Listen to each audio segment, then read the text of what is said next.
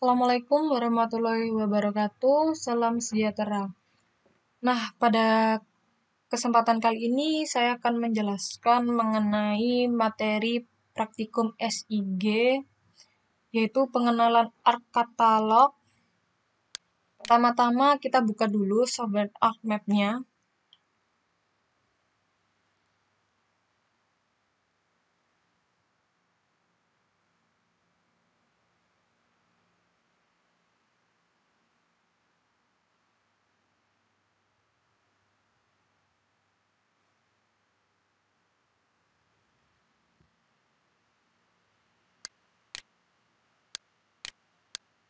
Nah, ARC Katalog sendiri itu apa sih dan bagaimana caranya atau lokasinya di mana di ArcMap ini? Nah, ARC Katalog ini bisa kita munculkan pada ikon katalog. Nah, ini adalah ARC Katalog.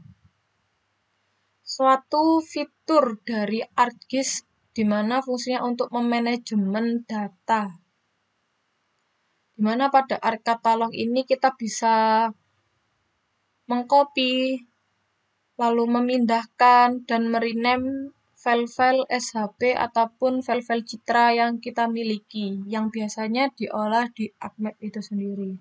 Nah, mengapa sih kok harus menggunakan ARC Katalog? Seperti yang kita ketahui bahwa di File Explorer, jika kita memiliki data SHP, satu data SHP itu bila di File Manager memiliki format yang sangat banyak. Seperti contohnya batuan _cup, di mana kalau kita perhatikan satu file saja terdiri dari 8 atau 7 ini. 8 tipe file, di mana ketika kita memindahkan file ini ke folder yang lainnya dan tertinggal saja satu tipe file yang tidak terkopikan atau terpindahkan, maka file ini tidak bisa diolah, dibuka, dan diotak-atik di ArcMap itu sendiri. Nah, untuk itu ArcGIS mempermudah para penggunanya dengan fitur ARC Katalog. Contohnya seperti ini. Di sini saya ingin mengkopikan data. Contohnya saya ada data, sebentar.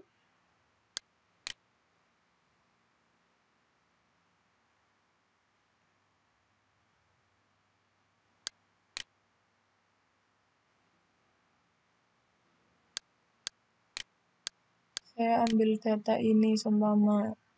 Ini saya pilih mengkopikan data sekian. Copy untuk saya pindahkan ke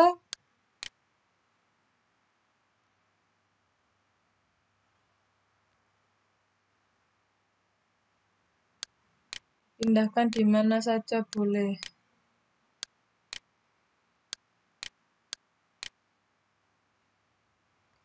Seumpama saya pindahkan di mana ya enaknya ya.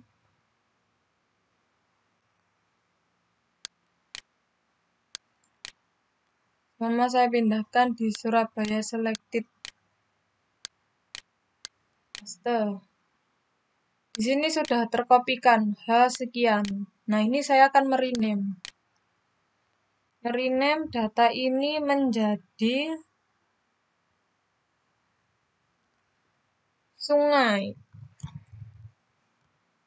Seumpama saya kasih sungai 1. Enter. Nah, jadilah dia seperti ini, teman-teman. Sangat mudah sekali mengkopikan dengan fitur ARC Katalog dibandingkan di manajemen ini, karena banyaknya data takutnya nanti terlewatkan. Nah, selanjutnya saya akan menjelaskan mengenai rektifikasi atau registrasi peta, di mana registrasi peta atau rektifikasi ini bertujuan untuk menjadikan peta yang memiliki format GPX untuk memiliki sistem koordinat dan selanjutnya bisa diolah kembali di ArcMap. Nah, seperti apa sih maksudnya? Seperti ini. Oh ya, sebelum itu saya jelaskan bila mana pada pertemuan 1 dan 2 saya mengambil data dengan cara add data. Di sini saya bisa menggunakan ArcCatalog untuk mempermudah. Nah, caranya bagaimana?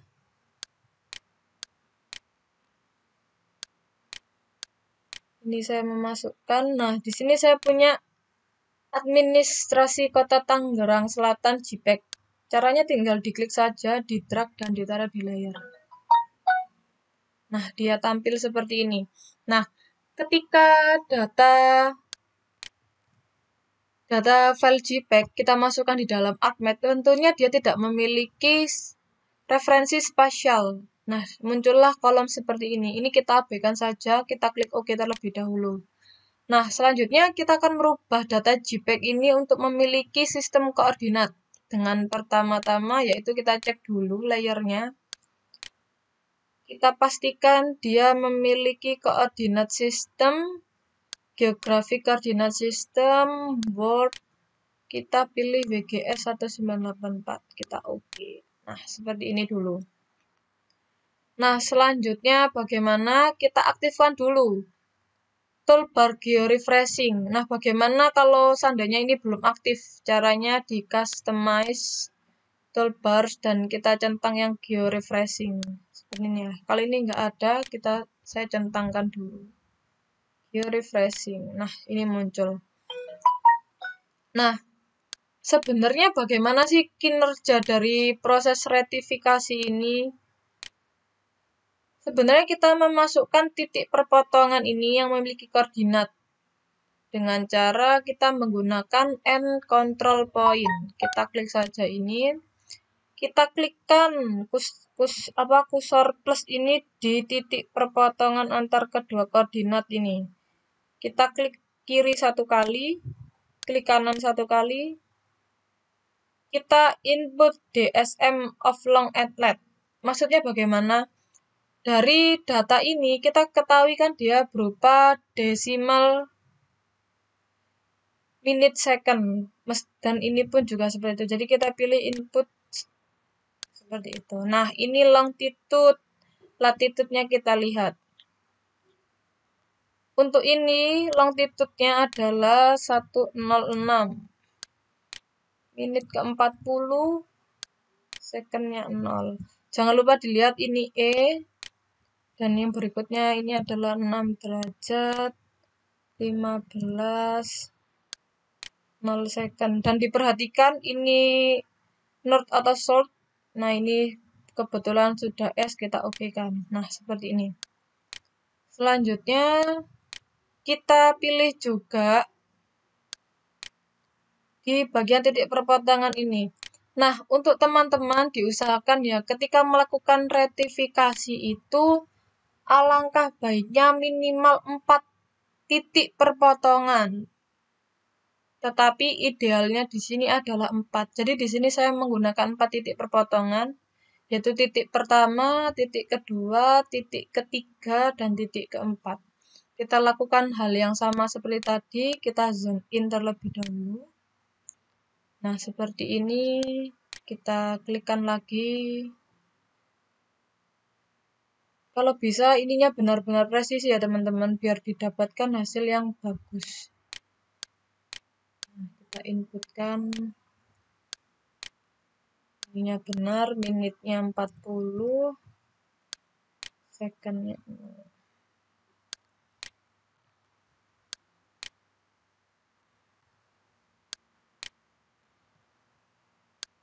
Oke. Nah, kalau umpama hilang, kita klik kanan, zoom to layer. Kita lakukan lagi pada titik yang berikutnya.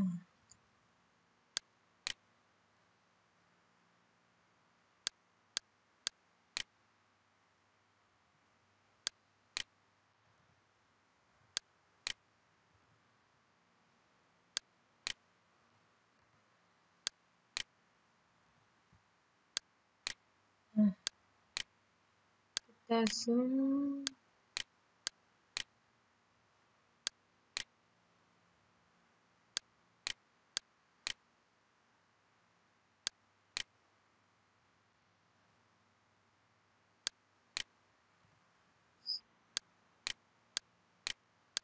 Nah, ini adalah hasil rektifikasi. Selanjutnya bagaimana? Kita lihat tadi kita simpannya di mana.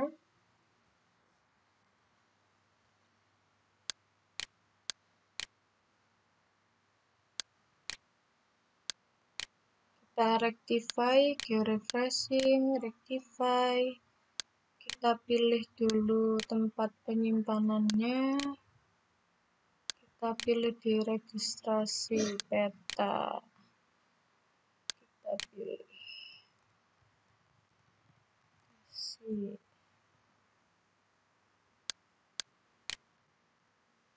kita save.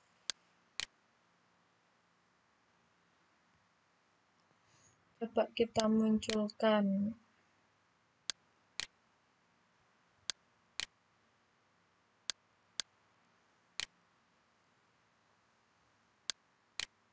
Nah, jadi ini sudah muncul. Ini adalah yang sudah terektifikasi.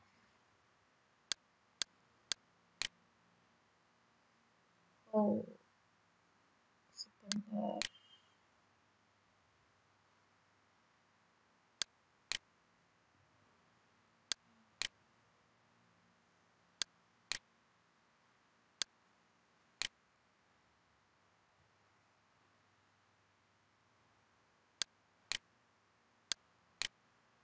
Nah, seperti ini ya teman-teman. Tadi ada sedikit kesalahan. Nah, ketika kita klik ini,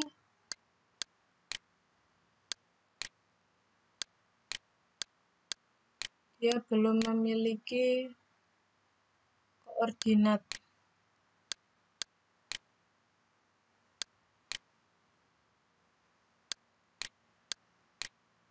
Nah, ini dia belum ada, dia masih berupanya seperti ini, decimal degree. Ini minusnya tinggi sekali. Sedangkan kalau hasil yang sudah terektifikasi, kita zoom to layer, kita coba identifikasi, kita klik, dia memiliki nilai seperti ini, dan situ sudah benar. Contohnya ini.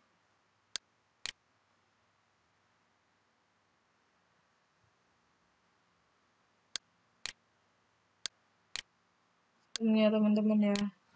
Nah, ini saya perkecil dulu. Bahwa ini sudah benar.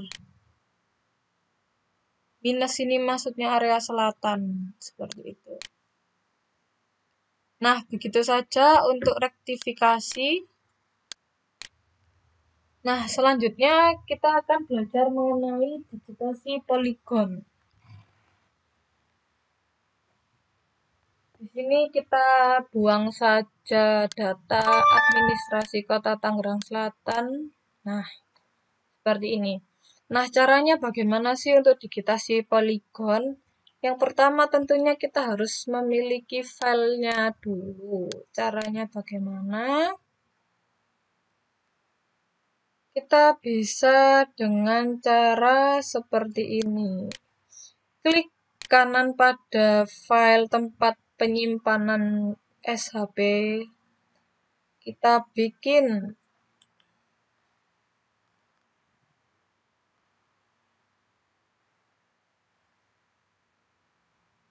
kita pilih SHP. Nah, ini kita beri nama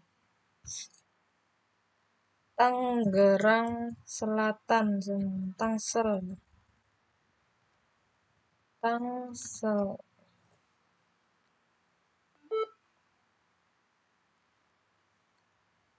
Jangan lupa fitur tipenya kita pilih polygon.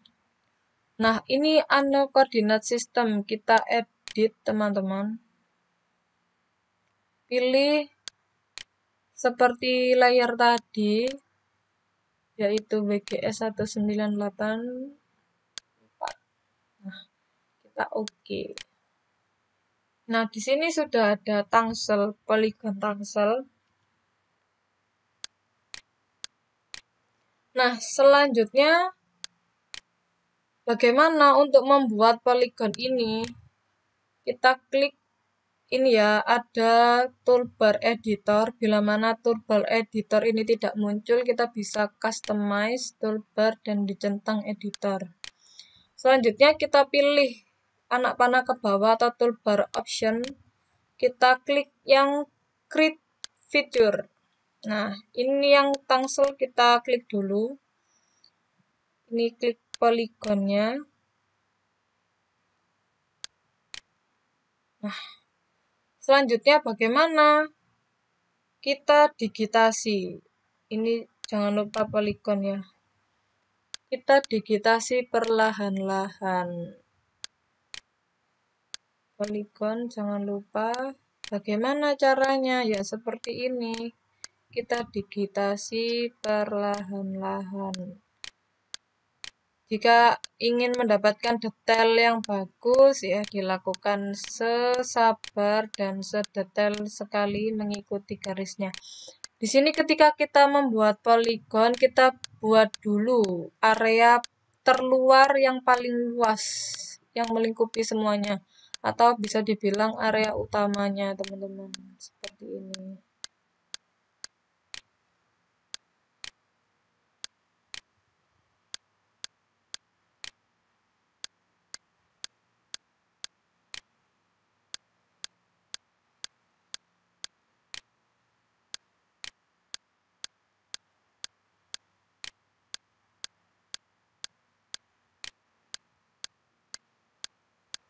Nah, untuk digitasi poligon ini alangkah baiknya teman-teman menggunakan mouse ya, biar cepat, tepat, dan tidak lelah.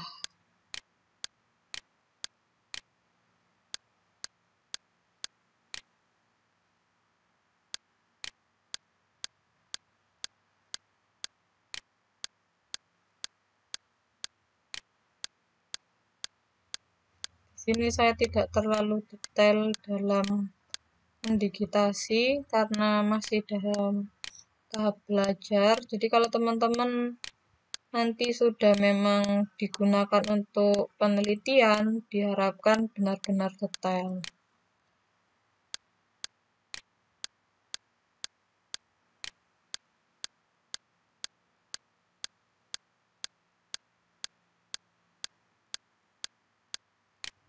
Nah, ini untuk tiap titiknya ini tinggal diklik kiri saja ya, satu kali diseret saja.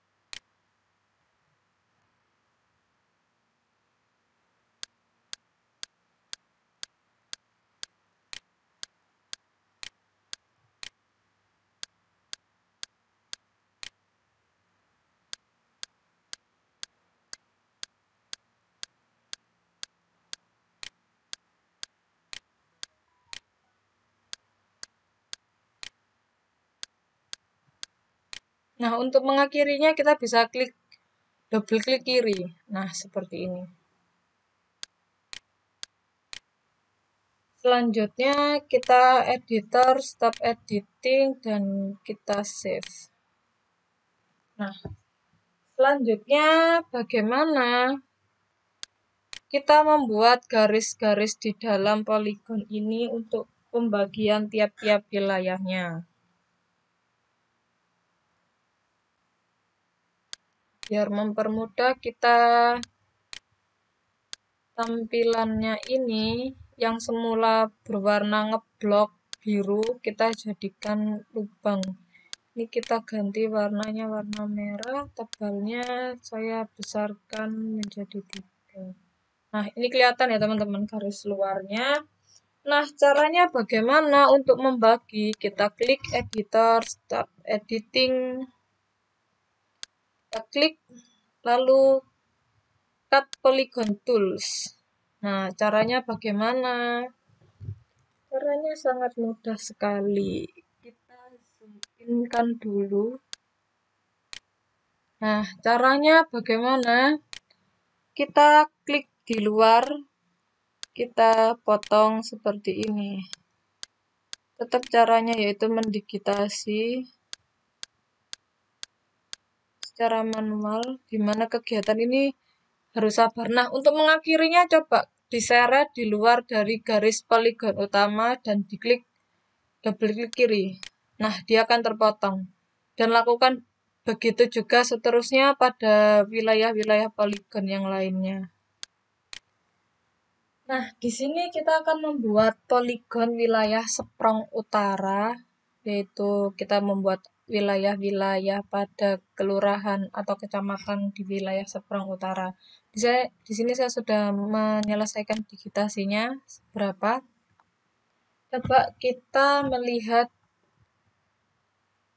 di tabel atribut. Nah, ini dia.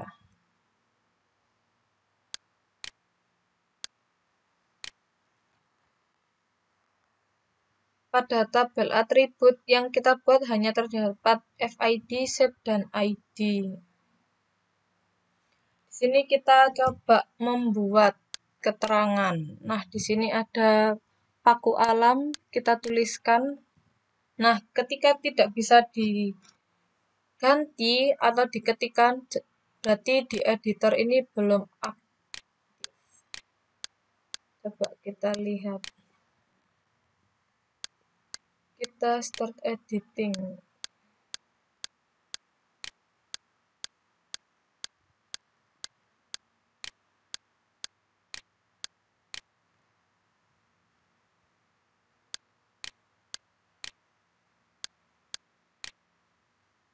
Yaitu dengan cara ini dimatikan dulu, stop editing, add file, nama, objek. Ini diganti dengan teks. Ini kita bikin 20 huruf saja, tidak usah banyak-banyak. Nah, kita lihat. Start editing, jangan lupa ini di poligon yang mana? 1, paku alam. Nah, ini diisi ya teman-teman ya. Paku Jaya.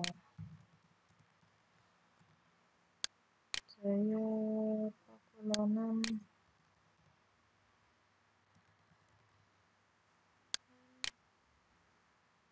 Pondok Jagung Timur.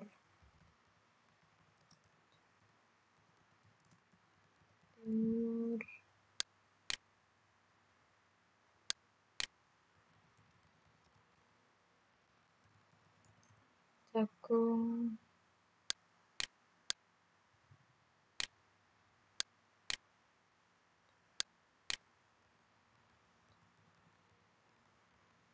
Jelupang.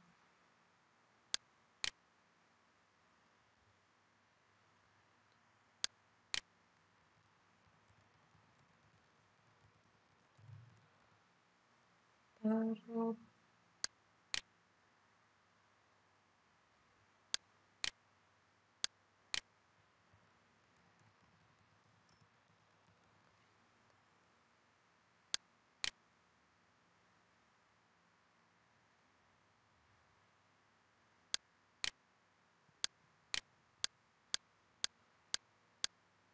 kita pastikan bahwa wilayah seberang utara ini sudah memiliki wilayah masing-masing. Nah, untuk wilayah yang tidak berupa seberang utara, bagaimana cara menghapusnya? Kita blok dulu ini, delete.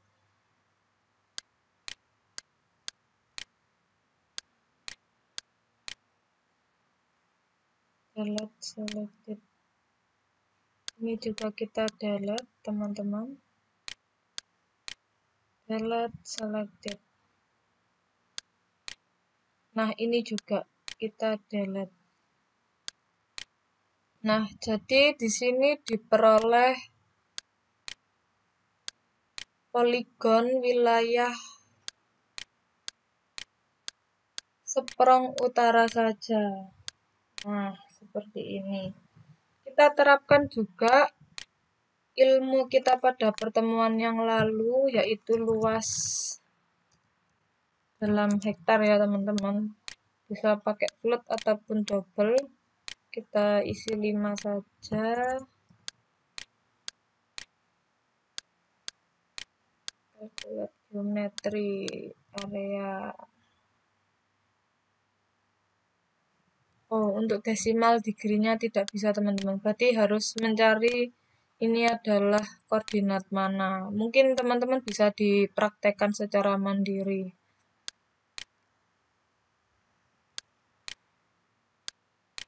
Nah, begitu untuk pembuatan poligon. Begitu saja. Selamat mencoba. Sampai jumpa di pertemuan dan materi praktikum selanjutnya.